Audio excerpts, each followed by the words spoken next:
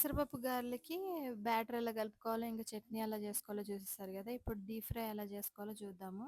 Deep fry చేసుకునేటప్పుడు చాలా జాగ్రత్తగుండాలి. ఎక్కువ హై ఫ్లేమ్ పెట్టకూడదు. హై ఫ్లేమ్ పెడితే ఎక్కువ నూనె కాగిపోయి పైపైన గారెలెగుతాయి గానీ, లోపల ఉడకవు. ఇంకా అలా కాకుండా ఉండాలంటే ఫస్ట్ నూనె మంచిగా కాగిపోయిన తర్వాత దాన్ని మీడియం ఫ్లేమ్‌లో పెట్టుకోండి. అప్పుడు గారెలు వేసుకోండి బాగొస్తాయి. గారెలేసేటప్పుడు ఈజీగా ఉండాలంటే ఇలా కర్చీఫ్ తీసుకోండి తడిపేసి దాని మీద గారెలేసుకోండి బాగొస్తాయి. మనం చేతి మీద నాకు రావు ఇలానే వచ్చు. ఇలా నాకు ఈజీగా అనిపిస్తది. మీరు గూడా అట్లా ట్రై చేయండి చేతి మీద రాని వాళ్ళు.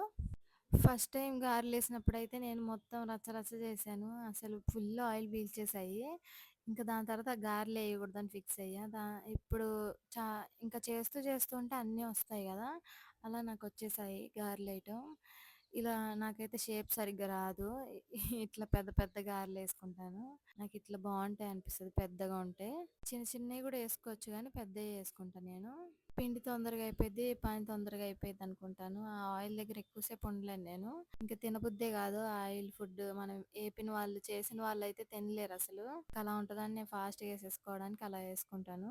పెసరపప్పు గారెలు మాత్రం చాలా బావున్నాయి. నేనసలు ఎక్స్‌పెక్ట్ జేయలే ఇంత బావుంటాయని జెప్పి. మనం మినపప్పు గారెలే ఎక్కువ ప్రిఫర్ జేస్తాం గదా! ఇవి గూడా ఒకసారి ట్రై చేయండి. తెలంగాణ సైడ్ అయితే బొబ్బర గారెలు గూడా బావుంటాయి.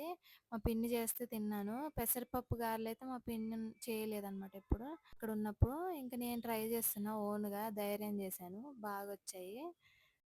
షేప్ అంత పర్ఫెక్ట్‌గా లేకపోయినా టేస్ట్ బావున్నాయి. లోపల వరకు ఉడికాయి. చూసారా ఎలా ఉన్నాయి లోపల. టేస్ట్ మాత్రం చాలా బావున్నాయి. మీరు కూడా ట్రై చేయండి. ఇంకా చట్నీతో బావున్నాయి. అన్నంలో తినేటప్పుడు కూడా నంచుకుంటాం కదా! అలా కూడా బావున్నాయి. మీరు కూడా ట్రై చేసి టేస్ట్ ఎలా వచ్చిందో చెప్పండి. కామెంట్ చేయండి. ఇలాంటి మంచి కుకింగ్ వీడియోస్ ఇంకా బ్యూటీ టిప్స్ చూడడానికి నా ఛానల్ సబ్స్క్రైబ్ చేసుకోండి. బ్యూటీ టిప్స్ ఇంకా చెప్పట్లేదేంటి అనుకోకండి చెప్తాను. టైం కావాలి నాకు. Bye bye.